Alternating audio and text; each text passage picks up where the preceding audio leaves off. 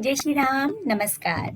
मैं सुप्रिया भटनागर। आज हम बात करेंगे भारत के ओजस्वी यशस्वी प्रधानमंत्री श्री नरेंद्र मोदी जी के 71वें जन्मदिन के विषय में। आज मोदी जी का जन्मदिन पूरे उत्साह के साथ सेवा और समर्पण के रूप में मनाया जा रहा है। पूरे देश से 2 करोड़ वैक्सीन की डोजेस पूरी होने की खबर आ चुकी है। जब ये वीडियो बन रहा है तब 2 करोड़ से भी ज्यादा वैक्सीनेशन हो चुका है पूरे देश में, जो कि एक बहुत बड़ा विश्व रिकॉर्ड है। हमारे मोदी जी तो देश विदेश में जाकर रिकॉर्ड ही बनाते हैं और अब वो भारत को विश्व गुरु बनाने की दिशा में अग्रसर है।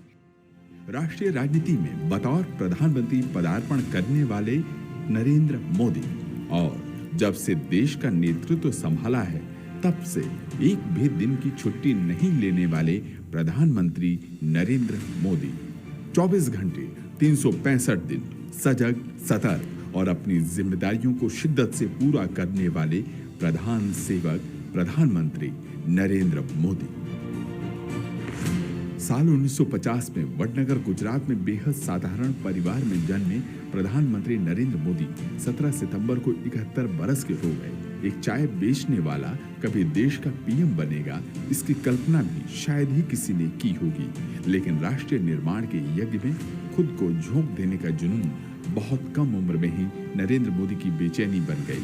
लिहाजा महज 17 साल की उम्र में देश को जानने समझने के लिए घर की देहरी लांग निकल गए देश भ्रमण के लिए।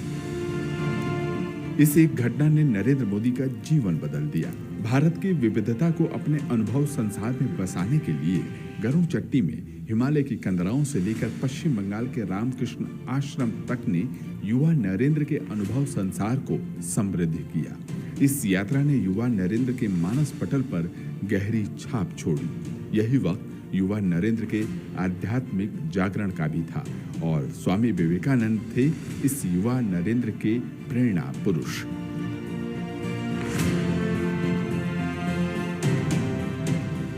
दो साल की इस यात्रा के बाद युवा नरेंद्र घर तो जरूर लौटे, लेकिन एक निश्चय के साथ मंजिल तय कर ली। मिशन स्पष्ट हो गया।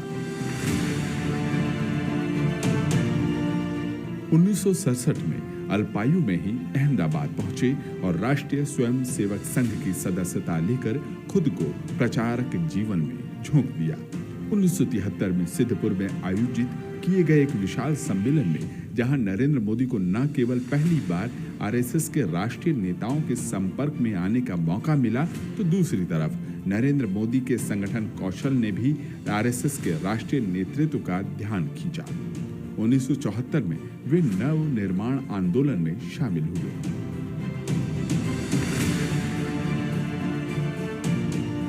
जयप्रकाश के नेतृत्व में राज्य के कांग्रेस सरकार के भ्रष्टाचार के इस आंदोलन ने जल्द ही इंदिरा गांधी के आपातकाल विरोधी देशव्यापी आंदोलन का शक्ल अख्तियार कर लिया। नरेंद्र मोदी गुजरात में आपातकाल विरोधी आंदोलन की धुरी के तौर पर खड़े हो गए। पहले पार्टी के लिए रणनीति बनाने, फिर कार्यकर्ताओं को संगठित करने की महत्वपूर्ण जिम्मेदारी से इन्हें जोड़ा गया। इसी क्रम में पहले लाल कृष्ण आडवाणी की सोमनाथ अयोध्या रथ यात्रा और मुरली मनोहर जोशी की एकता यात्रा में अहम भूमिका अदा की।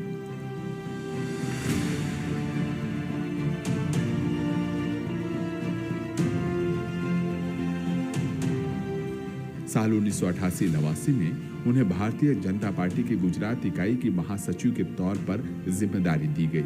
इसके बाद वो भारतीय जनता पार्टी की ओर से कई राज्यों के चुनाव प्रभारी बनाए गए। नरेंद्र मोदी को 1995 में भारतीय जनता पार्टी का राष्ट्रीय सचिव और 5 राज्यों का पार्टी प्रभारी बनाया गया। इसके बाद 1998 में उन्हें पार्टी का संगठन महासचिव बनाया गया। इस पद पर वो अक्टूबर 2001 तक रहे।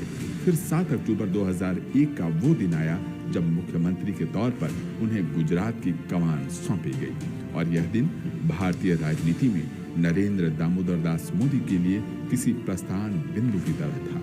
उसके बाद सब इतिहास है। मोदी जी चिरायु हो, दीर्घायु हो, यशस्वी रहें और पूर्णतः स्वस्थ रहें। हिंद की आशा की ओर से सुप्रिया भटनागर की ओर से उनको जन्मदिन की बेहद बेहद शुभकामनाएं।